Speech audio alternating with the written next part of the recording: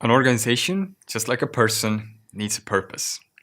It needs to know why it exists and what it's supposed to do. Even if you have the best organization with good structure and management, without a vision, a mission, and a strategy, an organization would do nothing. Like a well-oiled and polished car without a destination, standing still. An organization needs to move, though. And to move, it needs to know where it wants to get to.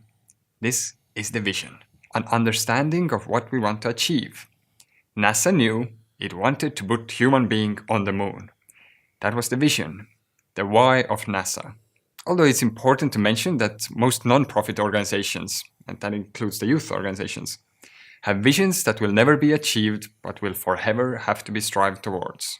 For example, an organization might have a vision of all young people being entrepreneurial. Even if at some point all the young people of that country were entrepreneurial, new children will be born and there will again be young people who are not yet entrepreneurial. Now, the mission. In the most basic form is just the answer to the question, what do we do to get there? What do we do to get to our vision?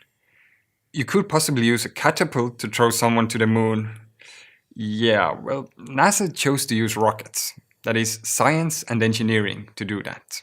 So NASA's mission was to create the technology for taking a human to the moon. That was the what they did. So going back to the example of the organization trying to make young people entrepreneurial, remember? Their mission might be to train young people in entrepreneurial skills and mindsets. Some might say that the vision and the mission would need to be phrased in an inspiring way. That is not wrong, it is better that way. But it's much more important that they are actually understood by your leadership and team members. It is way better to have worse-sounding vision and mission statements that are actually understood than the opposite situation. And finally, we get to the strategy. Libraries full of books have been written on the topic of strategy. Some would say that having a clear vision and mission is enough. That is the strategy, right? For us, it's more practical to have a more concrete description of how we fulfill our mission.